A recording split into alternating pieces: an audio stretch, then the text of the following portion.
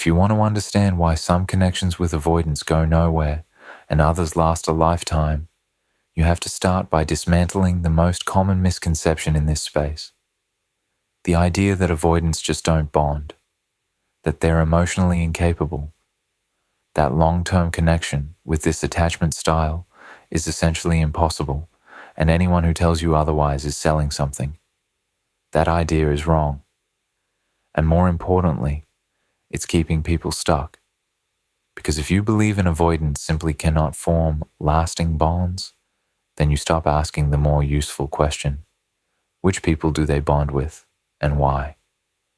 And that question has a real answer, one that's grounded in attachment science, in the research on dismissive, avoidant behavior, and in the consistent patterns that emerge when you study the relationships that actually go the distance with this type. Today, we're going to look at that question directly.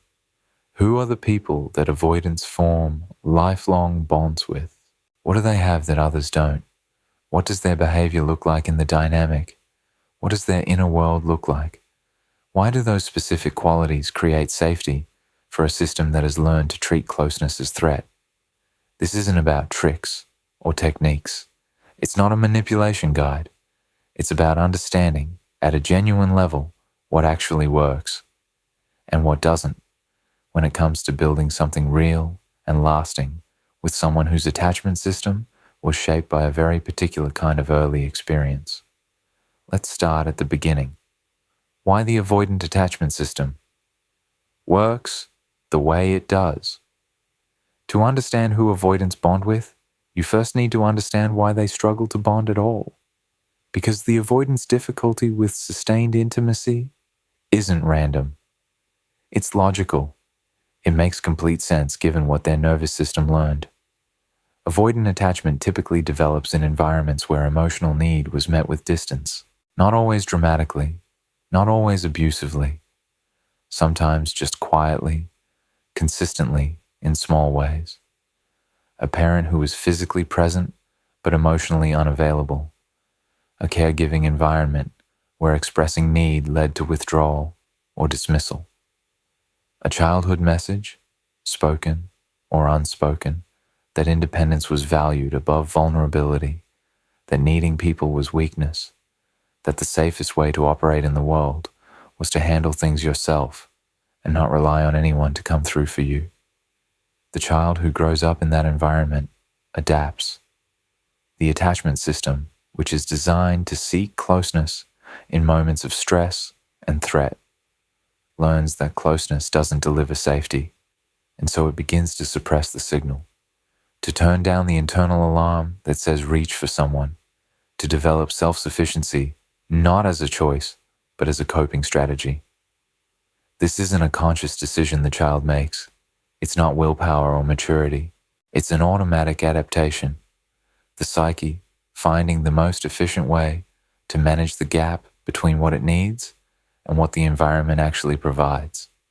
By adulthood, this adaptation has become so seamless that most avoidants aren't consciously aware of it. They don't experience themselves as suppressing emotional need. They experience themselves as genuinely preferring independence, as being fine without a lot of closeness, as valuing their autonomy. The suppression has become identity. And because it has, they'll often resist the idea that they even have attachment patterns worth examining. Because from the inside, what they're doing doesn't feel like avoidance. It feels like a preference. It feels like who they are. But here's the thing that the research shows clearly. Beneath the suppression, the need is still there. Avoidants still want connection. They still want love. They still want to be known by another person, and to have that knownness feel safe rather than threatening. Researchers like Mario Mikulinsa have shown that under high stress conditions, when the usual deactivating strategies are overwhelmed, avoidants show the same attachment needs as everyone else. The needs are not gone. They're just buried under a very effective set of behavioral and psychological strategies designed to manage the anxiety that intimacy produces. This distinction matters enormously. An avoidant isn't someone who doesn't need people. They're someone whose need for people has been routed underground. And the person who forms a lasting bond with an avoidant isn't someone who manages to eliminate that underground routing. It's someone whose presence doesn't trigger the routing as much to begin with. Someone whose way of being in relationship doesn't activate the avoidance deactivating system. Someone who creates a relational environment where the buried need has space to gradually, carefully surface. Understanding this is the foundation of everything that follows. The loop that destroys most connections. Before we get to what works, let's look clearly at what doesn't, because most people fall into the same pattern, and understanding it changes everything. When someone who has anxious or secure attachment falls for an avoidant, the early stages often feel remarkable. Avoidance, when they're not feeling trapped, can be genuinely warm, interesting, present. There's often a quality of authenticity to the early connection.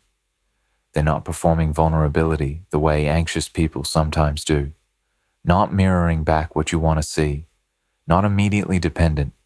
There's an intriguing self-containment to them, and that can feel like a refreshing change from dynamics where someone was all in too fast, too effusively, too needy of constant emotional maintenance.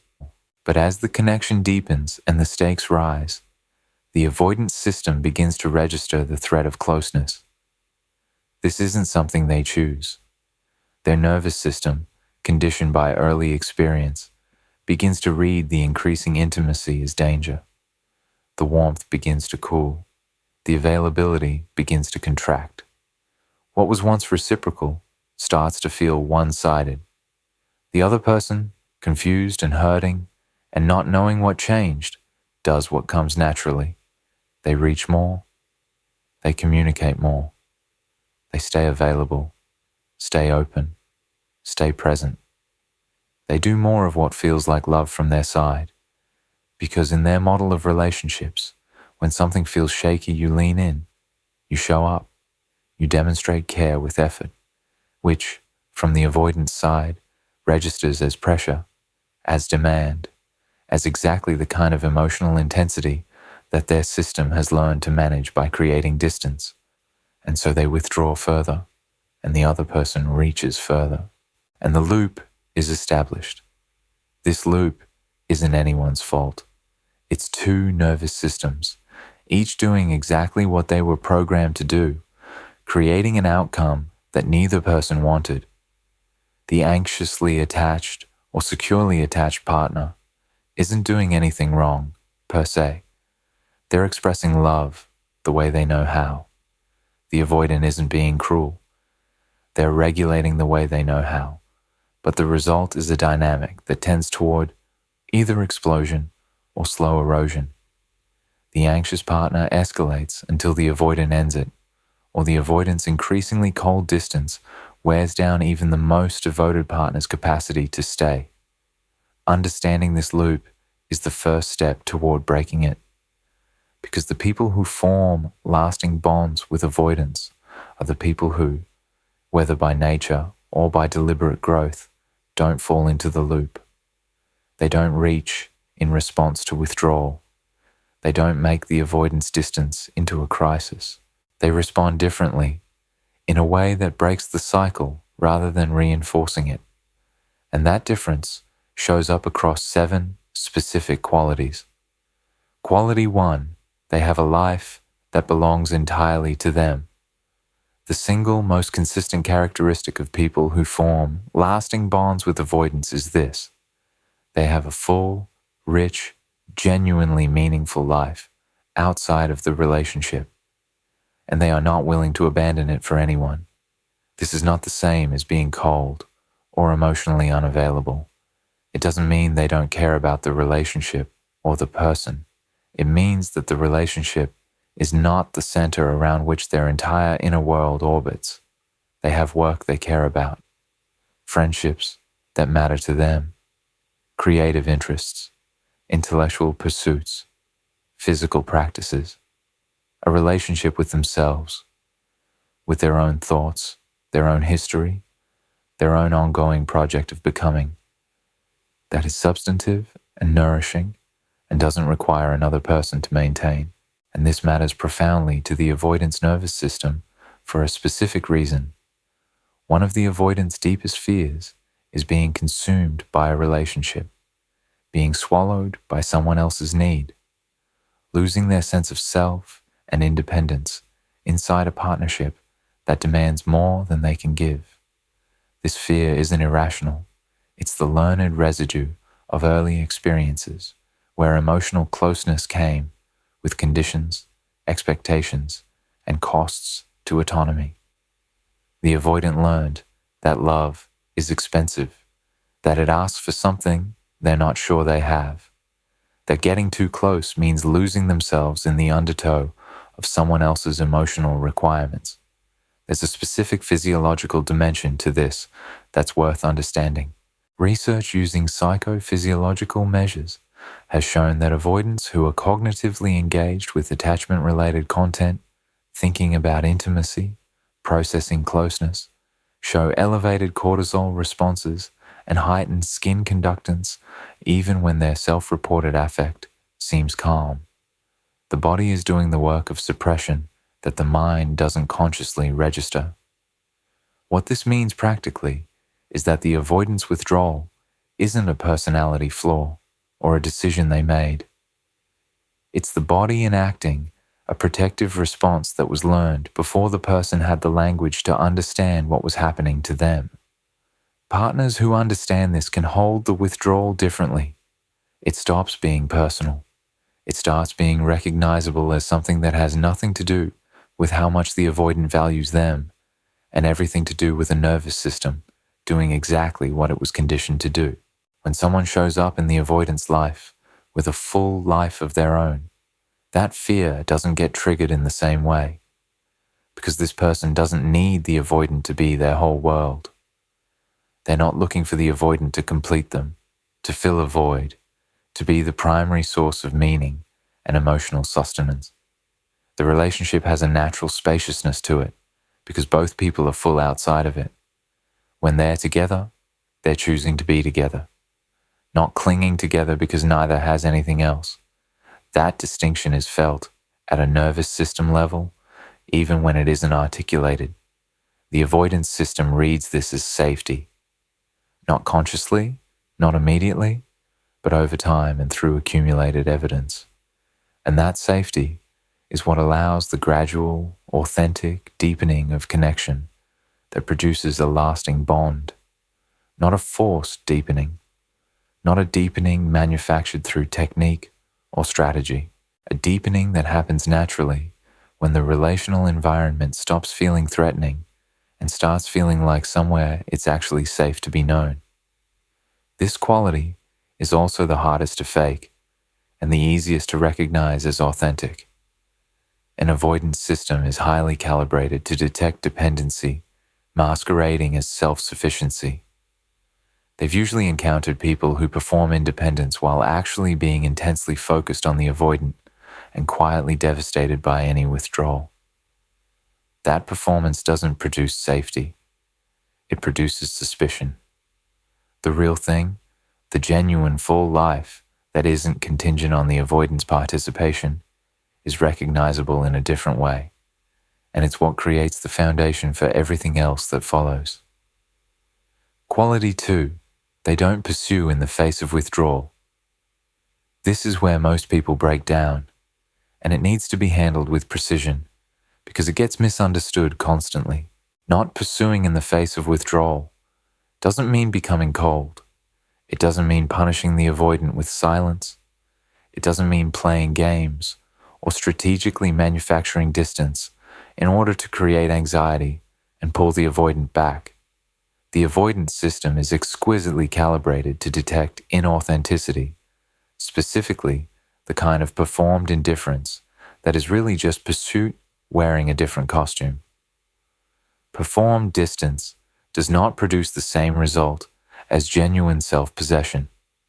In fact, performed distance often backfires because the avoidant can sense the anxiety underneath it, and anxiety is exactly what their system is trying to avoid.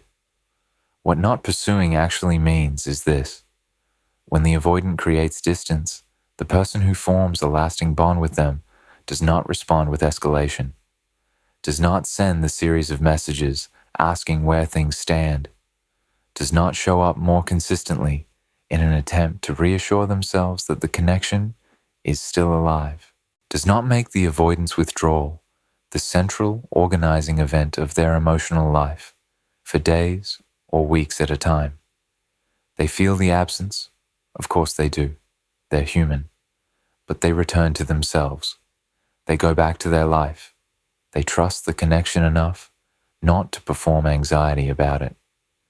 And that trust isn't blind or passive. It's grounded in their own self-knowledge and in the genuine, consistent evidence of who the avoidant is when they're not in a withdrawal cycle. The reason this works at the level of the avoidance psychology is that it breaks the loop. The avoidant withdrew, and the expected response, the response their system has been primed through repetition to anticipate, is pursuit. More emotional demand, more closeness they didn't ask for and aren't ready for. What they get instead is the other person simply being okay, going about their life, not punishing, not pursuing, not making the avoidance distance mean something it doesn't mean. This does something in the avoidance system that very little else can do. It provides evidence that closeness doesn't automatically lead to loss of self, that they can create space, and it will be respected, that the relationship doesn't have teeth that will close around them the moment they show any sign of needing distance. And that evidence, accumulated slowly over repeated instances, over months and years of the same non-reactive response to their withdrawal, begins to genuinely shift how the avoidance nervous system experiences the relationship. It stops being threatening. It starts being safe. And when a relationship starts being safe for an avoidant, something remarkable happens. They begin to come back. Not because they were manipulated into it, not because someone played the right game, but because the space was given, and space without punishment is the closest thing to a green light that an avoidance attachment system understands. There's an important clarification to make here about what space means and doesn't mean. Space is not radio silence for 3 weeks as a strategy. It's not punitive distance designed to communicate displeasure.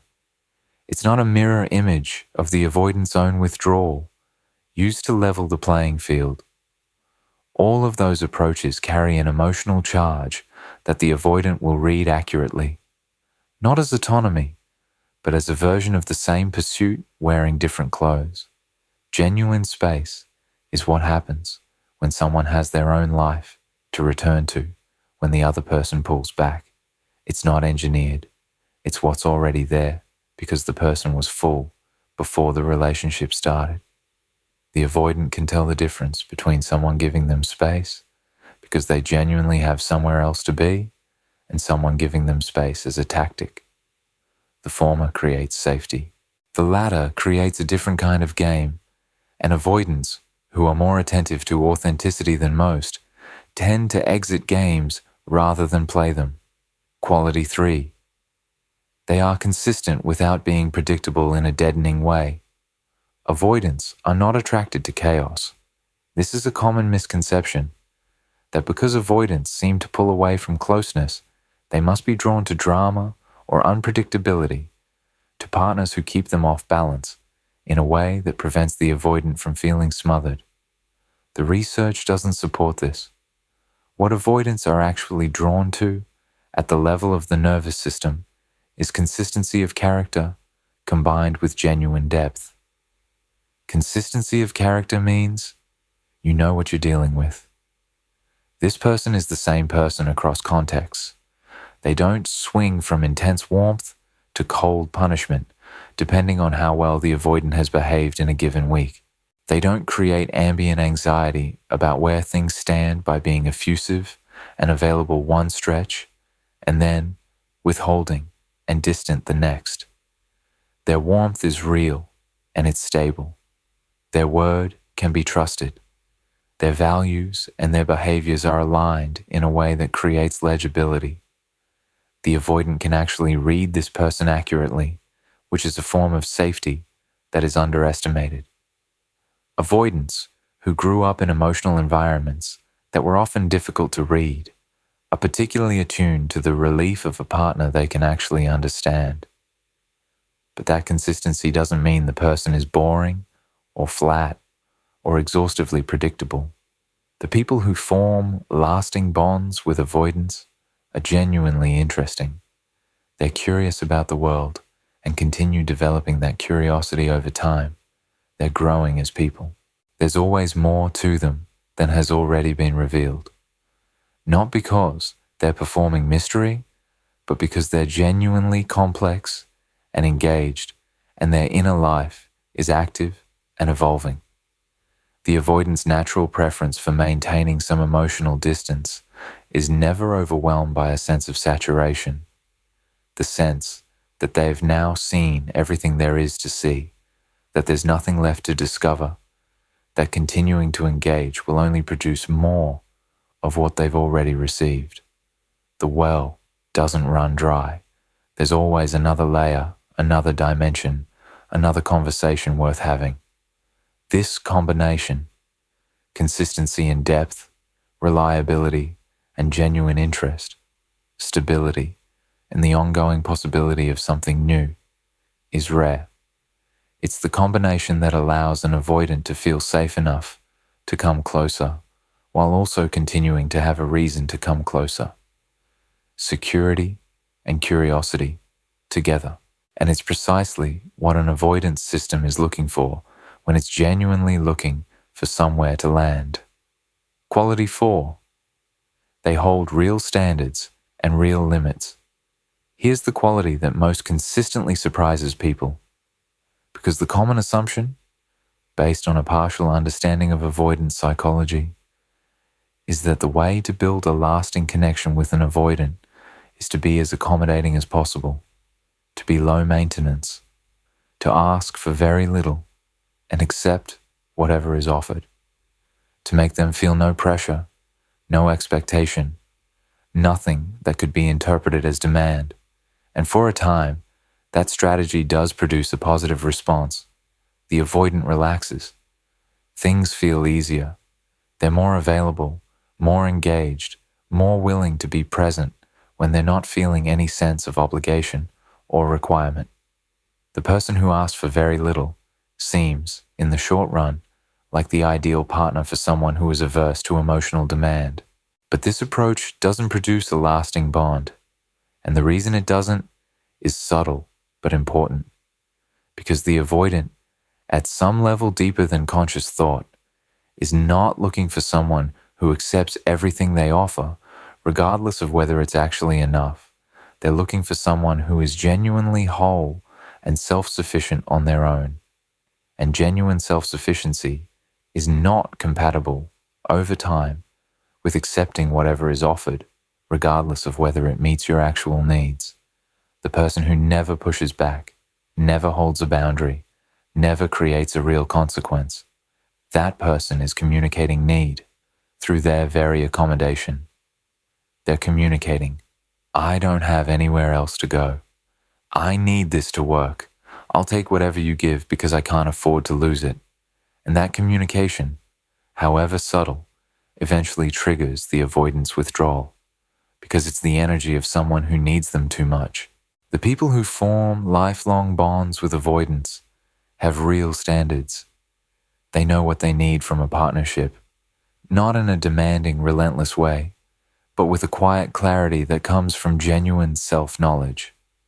They communicate those needs honestly, not as ultimatums delivered in moments of frustration, not as emotional pressure designed to produce guilt, but as clear statements of what matters to them, offered at appropriate times in appropriate ways.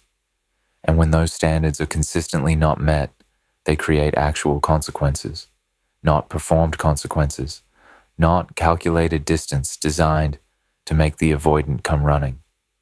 Real ones. They step back, They let the avoidant experience what it means when they're genuinely not available anymore. One important aspect of this quality is how standards are communicated, not just whether they're held. The people who do this well don't use standards as weapons. They don't surface unmet needs in moments of maximum emotional charge, when the conversation is already activated and the avoidant is already in a defensive posture. They bring them up at neutral, calm moments when both people are present and resourced. The tone is matter of fact rather than accusatory. The language centers on themselves, what they need, what works for them, what they've noticed, rather than cataloging what the avoidant is doing wrong. This specific approach accomplishes something important. It separates the standard from the emotional intensity that would cause the avoidant to associate the conversation with threat and close down before anything can land. When the communication is calm and clear, the avoidance system can actually receive it. When it comes wrapped in escalation, the system shuts before the content even registers. This works for a very specific psychological reason. The avoidant's deepest fear is not that someone will leave. Their deepest fear is that someone will stay and gradually consume them. The person who demonstrates real willingness to walk away, if things don't work, who is clearly not staying at any cost, who has standards they'll actually defend, is the least likely to trigger that suffocation fear, because they've already proven that their presence is a choice, not a dependency. They're not staying because they need the avoidant. They're staying because it's good, and they'll stop staying when it isn't. That energy, the energy of genuine choice, of presence that isn't compelled by need, is among the most attractive signals an avoidance nervous system can receive. Quality 5, they don't take the withdrawal personally, and they've done the work to make that true. This is arguably the hardest quality to develop, and it's also among the most crucial for sustaining a relationship with an avoidant over years rather than months.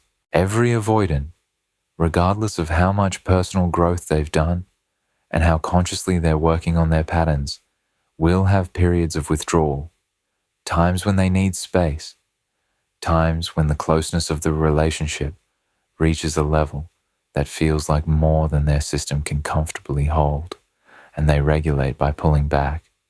In a healthy version of this, an avoidant who has developed genuine self-awareness and is in a committed relationship they actually value. This pulling back is not abandonment, it's not rejection, it's not a sign that the relationship is failing. It's self-regulation. It's their nervous system managing the load of sustained intimacy by temporarily reducing its intensity, the way a muscle sometimes needs rest between periods of use. The people who successfully form lasting bonds with avoidance understand this.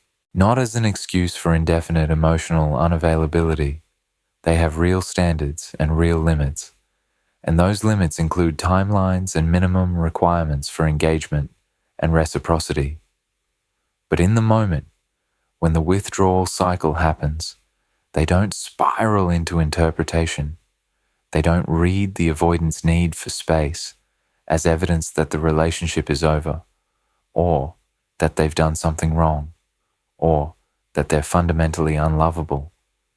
They give the space with a quality of genuine ease, not performed ease, not white-knuckled patience while internally catastrophizing, but genuine ease rooted in their own security and in their accurate reading of what the avoidance withdrawal actually means. This requires something significant that cannot be shortcut: genuine self-knowledge, understanding their own attachment patterns well enough to recognize when anxiety is being triggered and to not be controlled by it, having enough of an internal center, enough of a stable relationship with their own worth and their own experience, that they can sit with the uncertainty of the avoidance withdrawal without needing to immediately resolve it. Being able to say, even in the discomfort of not knowing exactly where things stand, that they are okay, that they have themselves, that the relationship's current temperature does not define their value or their identity. This is not something most people arrive at naturally or quickly. For those with anxious attachment patterns, the most common counterpart to avoidant attachment, the avoidance withdrawal triggers alarm systems that feel almost impossible not to respond to. The anxiety is real and it's urgent. It requires work to interrupt. Therapy, self-reflection, developing the capacity for what the attachment literature calls earned security, the ability to function with secure attachment behaviors even when your original wiring was something different. But it can be developed. It is developed by the people who eventually manage to build real, lasting bonds with avoidance, and that development is not a compromise or a sacrifice they make for the relationship. It becomes one of the most valuable things they've ever built in themselves, one that improves every other relationship and every other area of their life. Part of what makes earned security possible to develop is understanding what is actually happening when anxiety spikes in response to the avoidance withdrawal. The anxiously attached person's nervous system is not reacting to what is currently happening. It's reacting to what has happened before. In earlier relationships, in childhood, in previous moments, when a similar silence or a similar coolness preceded loss, the withdrawal triggers a historical alarm, not a present tense assessment. When you can see that clearly enough, when you can hold the thought, my system is reacting to a story from before, not to what's happening right now, it creates just enough distance from the anxiety to interrupt the automatic response, not to eliminate it, not immediately, not forever, but enough to choose differently in the moment. And the people who build lasting bonds with avoidance are people who have developed, through practice, exactly that capacity to interrupt and choose. Quality 6, they understand the language. Avoidants used to express care. Avoidants do not typically express care the way anxiously attached people express it. They don't do emotional declarations. They don't often say the thing directly, in plain emotional language, without prompting, or without immediately downplaying it. They don't always initiate physical affection or make a show of prioritizing the relationship over their other commitments. And if you're reading their behavior through the lens of how a securely or anxiously attached person expresses love, through words, through consistent emotional availability, through demonstrations of priority, you will consistently misread the avoidant. You'll see absence where there is actually presence. You'll see indifference where there is genuine, if quiet, care. The people who form lasting bonds with avoidance learn to read a different language. They notice the acts of service, the small, practical ways the avoidant shows up that require paying attention to notice. The remembered detail about something you mentioned 3 months ago, the problem they solve for you without being asked, the logistics they handle quietly, the inconveniences they remove from your life, the practical support they offer in the unglamorous moments when no one is watching and there's nothing to perform. Avoidants, more often than other attachment styles, express love through doing rather than saying, through action rather than declaration. They also notice the subtler emotional signals, the brief, sideways expression of affection, the text that seems minor but breaks the silence, sent at a moment when they didn't have to reach out but did. The return after the pull away, which is itself a statement, an act of choice that carries meaning. The moment when the armor comes off briefly, when the avoidant says something vulnerable and then quickly retreats from it, and receiving that moment without pressing for more, without making it into a bigger deal than the avoidant is comfortable with, in a way that allows them to offer it again. And crucially, the people who form lasting bonds with avoidants don't punish them for not expressing love in the way they themselves would prefer.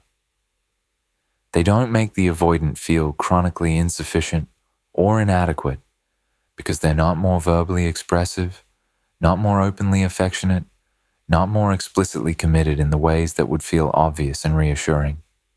They receive what is being given with genuine recognition of what it means, understanding that the form of the giving is different, not the substance of it. This capacity to receive what is actually being offered, rather than perpetually grieving what isn't, does something important in the dynamic. It allows the avoidant to gradually offer more, because they're not being constantly reminded that what they offer falls short of the standard. They're being seen, and being genuinely seen, having the specific way they love recognized and valued rather than dismissed as insufficient, is, for an avoidant, rare enough and precious enough that it becomes a powerful reason to stay close, perhaps the most powerful reason of all. Quality 7, they are growing. Always. The people who form lifelong bonds with avoidance are not static.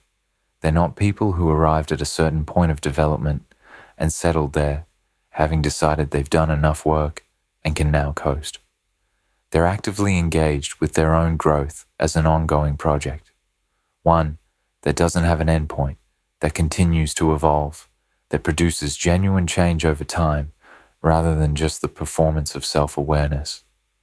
They read, they reflect, they challenge themselves with new experiences and new ideas. They're willing to look honestly at their own patterns, including the ways their own behavior has contributed to difficult dynamics, including the ways their attachment wounds express themselves in behavior they'd rather not have, including the places where they're still doing things their earlier selves learned rather than things their more developed selves would choose. They do their own therapeutic work, whether formally in ongoing therapy or informally through the kind of consistent, honest self-reflection that produces real insight and real change. This matters to the avoidant in ways that go beyond ordinary attraction. Avoidants, remember, are themselves deeply invested in competence and self-development. Not always in emotional terms, often in professional, intellectual, or physical domains, but the underlying orientation is one of valuing growth, of respecting people who take seriously the project of becoming more capable. They're drawn to people who are genuinely working on themselves, not as a performance for others' benefit, not as a way to seem interesting or psychologically sophisticated, but as a real, visible commitment to becoming more capable, more aware, more fully actualized as a person. And there's something else that's even more specific. The person who is visibly, genuinely growing in their capacity for intimacy and emotional health models something the avoidant needs to witness: that growth is possible, that patterns formed in childhood can be examined and changed, that the work of becoming more emotionally available, more capable of sustained closeness, more able to both give and receive, work the avoidant themselves may be doing, or considering, or hoping to do, is real work that produces real results. The person who has demonstrably grown past their own wounds, who is observably further along than they were a year ago, is living evidence that things don't have to stay the way they've always been. For an avoidant who may be privately ambivalent about whether their own patterns can change, who may want to be different but doesn't fully trust that different is achievable, that evidence matters more than most people realize. It doesn't come from therapy manuals or research papers.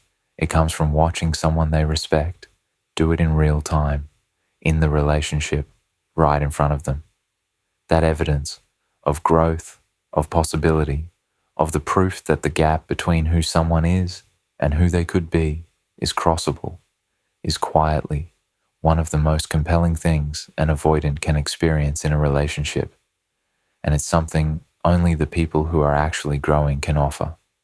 There's something else worth adding here about the nature of this growth and why its orientation matters. Growth in the people who form lasting bonds with avoidance is not growth directed toward becoming a better partner for the avoidant. It's not optimization of the self in service of winning or keeping someone. It's growth toward a more complete version of themselves, and the partnership, if it's the right one, becomes a context in which that growth accelerates rather than the motivation for growth in the first place. That distinction is felt. The avoidant, whose system is finely calibrated to detect whether someone's self-presentation is authentic or strategic, can sense the difference between someone growing genuinely and someone performing growth as a bid for affection. The former is respected and magnetic. The latter is recognized for what it is, and it tends to increase the avoidant's guard rather than lowering it. Genuine growth has a quality of independence to it. It would be happening even if this particular relationship weren't. And that independence, again, is what the avoidance system reads as safe. What this actually tells you. So who are the only people avoidants form lifelong bonds with? They are people who are fully invested in their own lives to the point where the relationship is a choice rather than a need, who don't pursue in the face of withdrawal, not because they've trained themselves to suppress their reactions, but because they've developed enough internal stability that the withdrawal doesn't destabilize them, who are consistent without being suffocating, the same person across contexts, reliable and readable, while continuing to be genuinely interesting and developing, who have real standards and hold them with genuine willingness to walk away, which communicates self-sufficiency rather than dependency, who have done enough work on their own attachment patterns that they can sit with the avoidance distance without spiraling into anxiety-driven pursuit, who can receive the language the avoidant uses to express care rather than grading the relationship against a standard the avoidant can't meet, who are actively, genuinely growing, not toward perfection, but toward greater wholeness, greater awareness, greater capacity for the very kind of connection that's in question. They are, in short, people who are already whole going into the relationship, not complete in the sense that they need nothing. No one is that, and that's not what this means. But complete in the sense that they have a genuine self, a genuine life, and a genuine orientation toward their own growth that doesn't depend on the relationship to exist. The relationship adds to something that was already there. It doesn't create the foundation from scratch. It's worth noting that none of these qualities exist in isolation from one another. They form a coherent picture of a particular kind of person, someone whose internal architecture is built on a foundation of secure self-knowledge rather than relational need. The avoidance system, which is extraordinarily sensitive to the emotional energy of the people around them, reads this architecture accurately, not in a single conversation, not after a single instance of non-reactive behavior, but over time, through the accumulation of many moments in which this person demonstrated that they were who they seemed to be, that the self-sufficiency was real, that the standards were real, that the non-pursuit was real, that the capacity to sit with the avoidance distance was real. The avoidance system doesn't trust quickly, but it does eventually trust. And when it does, the bond it forms is precisely the kind that doesn't break easily, because it was built on a foundation that was tested thoroughly before it was allowed to hold weight. This is also why attempts to produce these qualities through technique rather than genuine development tend to fail. You can read all the right things about how to behave with an avoidant, and you can implement those behaviors in the short run. But if the underlying reality doesn't match the behavior, if you're performing non-pursuit while internally in a state of anxious monitoring, if you're performing a full life while actually centered entirely on the avoidance responses, the gap between performance and reality will be detected. The avoidance nervous system is not reading your behavior in isolation. It's reading the energy beneath the behavior. And genuine, lasting safety for an avoidant requires genuine, lasting self-possession. It cannot be sustained as a performance indefinitely. It has to actually be you. Now, the harder question. Which of these qualities do you have, genuinely? Not as an aspiration, not as the self you present to others, not as a goal you're working toward, but right now, in the actual state of your actual life and actual psychology. Where do you actually stand on each of these, honestly assessed? And which are you still developing? That question is worth sitting with, because the answer tells you more about what this dynamic needs than any amount of analysis of the avoidance behavior.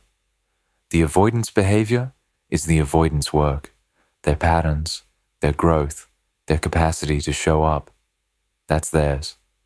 What you can actually do, the only work that's available to you, is the work of becoming the person described above, not as a strategy designed to win someone over, not as a performance engineered to produce a particular response, but because that person, grounded, self-possessed, consistent, clear in their standards, growing whole, is simply a better version of yourself to be in every area of your life. If you do that work and become that person, one of two things will happen. Either the avoidant in your life will, over time, feel the safety of what you offer and recognize what they have, and will choose it with genuine intention, fully, or they won't. And you'll be someone who has the self-possession and the self-respect to recognize when something isn't working and to choose accordingly without catastrophizing, without losing yourself in the process. Both outcomes are actually okay, because in either case, you'll have built something in yourself, a quality of self-possession, a groundedness, a genuine wholeness that doesn't depend on any single relationship to sustain it. That is a life asset of the highest order. That's the real investment. That's the work that matters. And unlike any particular relationship, it's work that belongs entirely to you and stays with you regardless of what any other person decides.